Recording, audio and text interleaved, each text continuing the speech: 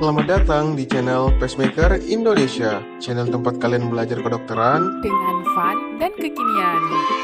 Ayo dukung channel kami dengan subscribe dan klik lonceng di sampingnya. Tonton sampai habis. Jangan sampai ketinggalan. Oke, selanjutnya kita akan membahas terkait diagnosis dari heart failure. Sebenarnya di penjelasan awal kita sudah sempat menyinggung tadi ya soal kriteria Framingham dalam mendiagnosis heart failure. Namun kali ini saya akan mencoba menjelaskan terkait diagnosis secara berurut, dimulai dari anamnesis, pemeriksaan fisik, dan pemeriksaan lanjutan. Oke, mari kita bahas satu persatu. Jadi dari anamnesis itu kita bisa tanyakan gejala-gejala tipikal. Nah, gejala tipikal di sini itu berupa sesak nafas, kemudian ortopneu atau sesak pada saat posisi berbaring, kemudian paroxysmal nocturnal dyspnea, sesak yang dialami secara tiba-tiba, frekuensi sering ya, dengan durasi yang cukup singkat pada malam hari pada pasien tidur, mengakibatkan pasien tersebut itu sering terbangun dari tidurnya. Kemudian adanya toleransi aktivitas yang berkurang ya, cepat lelah, di mana pasien itu sedikit-sedikit aktivitas lelah, sedikit-sedikit aktivitas sesak seperti itu, dan adanya keluhan bengkak di pergelangan kaki. Ini merupakan gejala tipikal. Nah, kemudian kita juga tanyakan gejala-gejala yang kurang tipikal itu seperti batuk di malam atau dini hari, ini berkaitan dengan edema parunya. Kemudian adanya berat badan bertambah lebih dari 2 kilo per minggu, ini jika sudah terjadi edema ya, bengkak karena retensi cairannya. Ini biasanya pada fase awal heart failure. Namun jika sudah masuk stadium lanjut itu bahkan terjadi berat badan yang turun seperti itu ya. Kemudian adanya perasaan kembung, nafsu makan menurun, perasaan bingung, terutama pada pasien usia lanjut, dan adanya keluhan rasa berdebar ataupun mudah pingsan, sering-sering pingsan. Nah, pada anamnesis ini kita perlu menanyakan tentang tingkat severity-nya, keparahannya, karena nantinya kita akan klasifikasikan gejalanya ini masuk kelas apa. Jadi menggunakan klasifikasi dari New York Heart Association itu ada 4 kelas ya. Kelas 1 itu kalau belum ada sama sekali limitation atau batasan dari aktivitas fisik, dimana aktivitas fisik yang biasa itu sama sekali belum menyebabkan kelelahan, palpitasi ataupun dyspnea. Namun kalau kelas 2 itu sudah ada slight limitation, jadi sudah ada batasan sedikit terhadap aktivitas fisik, dimana pasien ini lebih nyaman untuk beristirahat daripada melakukan aktivitas fisik yang biasa, karena aktivitas fisik itu bisa mengakibatkan pasien mudah lelah, palpitasi ataupun dyspnea. Sedangkan untuk kelas 3 itu sudah ada limitasi yang jelas ya, batasan yang jelas terhadap aktivitas fisik, dimana aktivitas yang sangat ringan saja, yang ringan daripada normal yang biasanya itu sudah mengakibatkan pasien merasakan kelelahan, palpitasi ataupun sesak. Sedangkan kalau kelas 4 itu sudah parah sekali, di mana pasien bahkan saat beristirahat pun memiliki gejala-gejala tersebut seperti itu. Kemudian kita perlu tanyakan juga penyakit penyerta, karena heart failure ini kan itu bisa disebabkan oleh banyak ya, bisa karena hipertensi, bisa karena ischemic heart disease, kemudian komorbidnya juga cukup banyak, bisa sering bersama dengan diabetes mellitus, kemudian gangguan fungsi ginjal, hiperurisemia. Jadi perlu ditanyakan semua riwayat-riwayat penyakit penyertanya.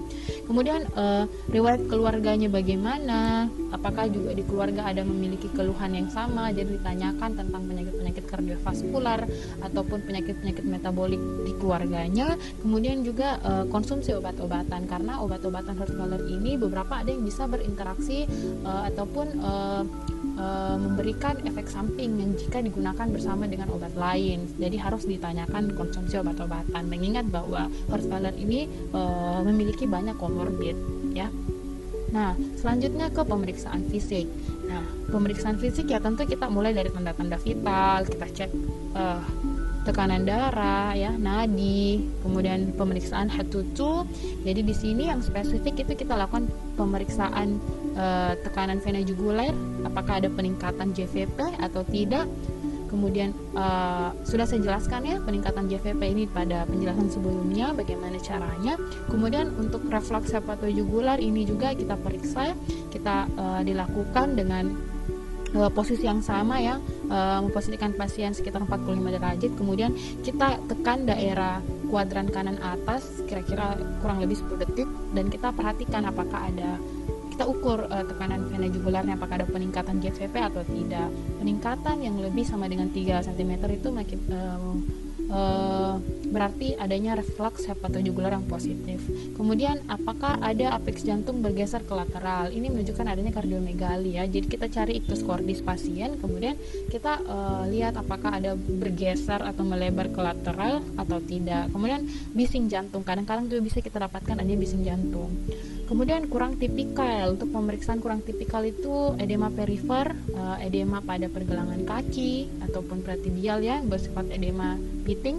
Kemudian suara pekak di basal paru pada perkusi, ini berkaitan dengan kondisi edema paru pasien. Kemudian takikardi, nadi irregular, nafas cepat, hepatomegali, asites. Kemudian ada kaheksia, di mana kaheksia ini merupakan suatu kondisi di mana terjadi penurunan berat badan yang sangat drastis pada pasien, bahkan sampai terjadinya atrofi dari otot-otot. Biasa kita sebut juga dengan sindrom wasting. Nah, selanjutnya kita berpindah ke pemeriksaan lanjutan. Jadi kita bisa lakukan EKG pada pasien. Dari hasil EKG itu banyak yang bisa kita temukan. Bisa ada sinus takikardi atau bradikardi, bisa disertai dengan adanya aritmia ventrikel ataupun atrial fibrilasi. Kemudian bisa kita dapatkan adanya durasi KRS yang memanjang ya, melebar. Kemudian ada AV block atau ada gelombang Ki patologis. Kemudian apakah ada ST depresi atau elevasi. Kemudian kita lakukan pemeriksaan lab rutin, itu kita lakukan pemeriksaan darah perifer lengkap termasuk hemoglobin, leukosit, trombosit. Kemudian kita cek elektrolit karena heart failure juga cenderung mengalami imbalance elektrolit. Kemudian periksa juga kreatinin dengan laju filtrasi glomerulusnya ya. Kemudian glukosa, tes fungsi hati, dan urinalisis. Dan pemeriksaan enzim jantung yang spesifik untuk heart failure itu BNP atau NT-proBNP. Ini merupakan protein yang meningkat pada pasien yang mengalami heart failure. Sedangkan troponin I dan troponin T ini biasa dilakukan untuk memastikan apakah ada keterlibatan ischemic heart disease. Kemudian bisa kita lakukan fototoraks untuk mengidentifikasi kardiomegali dan tanda-tanda edema paru.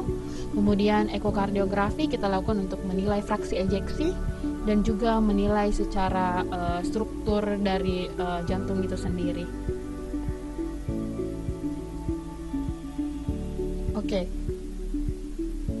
Oke, itu untuk diagnosis ya. Jadi dari anamnesis hingga pemeriksaan tambahan.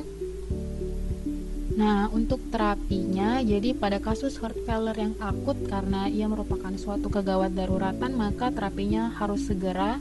Jadi kita pastikan ventilasi dan oksigen pasien, saturasi pasien dalam keadaan stabil. Kemudian obat-obatan kita sesuaikan dengan manifestasi pasien. Jika ia datang dengan edema paru, gejala edema paru dan tanpa shock, kita berikan loop diuretik intravena untuk mengurangi edemanya. Jadi kita mengurangi retensi cairan. Kemudian jika pasien datang dengan shock, ada penurunan blood pressure, kita pertimbangkan pemberian inotropik positif, yaitu obat yang meningkatkan kontraktilitas dari miokard, dan pemberian vasopresor untuk meningkatkan tekanan darah. Kemudian jika pasien datang dengan sindrom koroner akut, kita rekomendasikan untuk dilakukan tindakan percutaneous coronary intervention. Tapi jika tidak memungkinkan, kita berikan terapi fibrinolitik. Nah, untuk pasien dengan atrial fibrilasi, yang datang dengan atrial fibrilasi, kita berikan antikoagulan untuk mencegah terjadinya tromboemboli. Namun ini perhatikan apakah ada kontraindikasi dalam pemberian antikoagulan atau tidak. Kemudian jika pasien datang dengan atrial fibrilasi yang hemodinamiknya tidak stabil, ya kita lakukan kardioversi. Kemudian jika pasien datang dengan bradikardi berat atau ada tanda blok jantung, di EKG terdapat blok atrioventrikular, kita rekomendasikan untuk segera pasang alat pacu jantung. Oke. Itu untuk terapi akut. Selanjutnya untuk terapi heart failure secara umum itu sebenarnya ada 3 prinsip utama ya. Pertama, kita turunkan preload, kita turunkan afterload, dan kita kontrol chronotropik dan inotropik. Nah, yang pertama itu turunkan preload. Jadi karena kita ketahui bersama bahwa pasien dengan edema ini itu berasal dari retensi cairan yang berlebih. Jadi targetnya kita kurangi edema itu dengan mengurangi retensi cairannya. Ya, maka kita turunkan preload, kita berikan obat-obat diuretik seperti loop diuretik ataupun obat antagonis aldosteron. Nah, di sini dapat dilihat bahwa loop diuretik ini kontraindikasi gangguan fungsi jantung ya, karena dia bisa mengakibatkan komplikasi fungsi hati. Jadi harus dievaluasi fungsi dari enzim heparnya. Kemudian juga mengakibatkan hipokalemi. Oleh karena itu loop diuretik ini umumnya dikombinasi dengan pemberian ACE inhibitor karena saling meniadakan efek sampingnya. Karena ACE inhibitor itu justru memberikan efek samping hiperkalemi. Jadi dikombinasikan dengan pemberian loop diuretik yang mengakibatkan hipokalemi. Kemudian untuk MR antagonis atau antagonis aldosteron ini kontraindikasinya gangguan fungsi ginjal, jadi harus dievaluasi terus ya laju filtrasi glomerulus pada pasien. Kemudian hiperkalemi, jadi kalau pasien mengalami hiperkalemi itu sebaiknya tidak diberikan kombinasi antara antagonis aldosteron dengan ACE inhibitor karena keduanya itu sama-sama memiliki efek hiperkalemi. Oke. Nah, setelah kita turunkan preload, kita bisa kombinasi dengan obat yang menurunkan afterload. Jadi targetnya dari menurunkan afterload ini adalah kita ingin menurunkan beban kerja dari miokard. Karena kan semakin tinggi tekanan darah, maka semakin tinggi usaha dari ventricle untuk memompakan darahnya keluar dari jantung. Jadi jika kita menurunkan tekanan darah, kita juga bisa menurunkan beban kerja miokard. Jadi kita berikan obat-obat hipertensi, bisa ACE inhibitor atau angiotensin receptor blocker. Pilih salah satu saja ya. Kalau ACE inhibitor itu tadi efek sampingnya dia bisa bikin hiperkalemi dan juga dia bisa bikin gangguan fungsi ginjal. Jadi hati-hati jika dikombinasikan dengan antagonis aldosteron. Kemudian untuk angiotensin receptor blocker sendiri ini biasanya diberikan pada kasus di mana pasien itu kontraindikasi pemberian ACE inhibitor. Nah, pada kasus di mana pasien ternyata kontraindikasi pemberian dua-duanya, tidak bisa menerima ACE inhibitor maupun angiotensin receptor blocker, maka kita bisa berikan kombinasi hidralazin dan isosorbit dinitrat. Namun pemberian obat ini juga perlu diperhatikan karena kontraindikasi pada pasien yang hipotensi, yang memiliki sindroma lupus dan gagal ginjal berat. Oke. Selanjutnya yang ketiga itu kita lakukan pengontrolan kronotropik inotropik. Jadi kronotropik itu merupakan obat yang berperan yang mempengaruhi frekuensi dari miokard. Jadi kita berikan obat yang kronotropik negatif. Kita kurangi frekuensi dari miokard tersebut. Targetnya adalah mengurangi kebutuhan oksigen miokard. Karena pada pasien yang heart failure itu kan bisa saja terjadi takikardi. Nah, ketika terjadi peningkatan frekuensi tersebut itu tentu kebutuhan oksigen dari jantung itu akan bertambah karena frekuensinya yang meningkat. Tentu kebutuhan oksigennya juga akan meningkat. Maka kita kurangi frekuensi tersebut supaya tidak meningkatkan kebutuhan oksigen karena bisa fatal, bisa saja beresiko untuk terjadinya ischemic heart disease nantinya, seperti itu. Bahkan jika pasien memang sudah mengalami ischemic heart disease, tentunya komplikasinya akan lebih parah, justru memperburuk heart failure-nya sendiri. Nah, jadi untuk obat-obat kronotropik negatif itu dengan mengurangi frekuensi dari miokard, dari detak jantung, ya kita berikan obat seperti beta blocker. Namun hati-hati, beta blocker ini tidak bisa diberikan pada pasien yang ada asma dan yang didapatkan adanya blok AV pada EKG. Nah, bisa juga kita berikan jika kontraindikasi beta blocker, kita berikan digoxin. Digoxin ini dia efeknya lebih superior karena selain berefek kronotropik negatif, dia melambatkan frekuensi, tapi dia memiliki fungsi inotropik positif. Inotropik positif ini dia meningkatkan kontraktilitas. Jadi meskipun dia menurunkan frekuensi, tapi dia meningkatkan kontraktilitas sehingga fungsi pompa dari ventrikel itu lebih baik lagi. Namun digoxin ini ada kontraindikasinya ya, sama blok AV, tidak bisa diberikan pada blok AV. Kemudian ada riwayat intoleransi digoxin dan pada pasien-pasien dengan gangguan fungsi ginjal. Oke. Nah, itu untuk prinsip terapi dari heart failure. Adapun comorbid, jadi ada beberapa comorbid yang sering ditemukan pada heart failure, yaitu kasus-kasus angina, nyeri dada. Ini biasanya kita rekomendasikan untuk pemberian beta blocker untuk heart failure-nya dibandingkan dengan obat-obat lainnya. Kemudian untuk hipertensi, pada hipertensi itu kita lebih rekomendasikan penggunaan ACE inhibitor.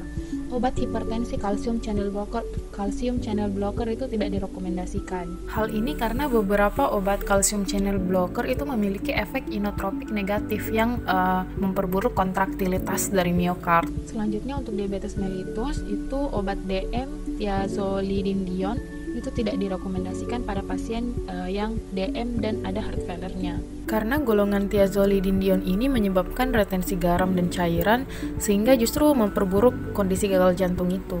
Bisa digunakan obat-obat DM yang lain ya. Kemudian untuk disfungsi ginjal tadi hati-hati penggunaan ACE inhibitor maupun angiotensin receptor blocker dan antagonis aldosteron. Hati-hati karena bisa mengakibatkan disfungsi ginjal, jadi harus rutin evaluasi kreatinin dan elektrolit. Kemudian pada pasien dengan komorbid PPOK itu beta blocker yang selektif itu direkomendasikan, jadi yang beta blocker non selektif itu tidak direkomendasikan. Kemudian untuk terapi PPOK yang obat kortikosteroid oral juga tidak direkomendasikan pada pasien PPOK disertai dengan heart failure. Jadi sekian, terima kasih. Jika ada salah mohon dimaafkan. Semoga bermanfaat dan selalu belajar.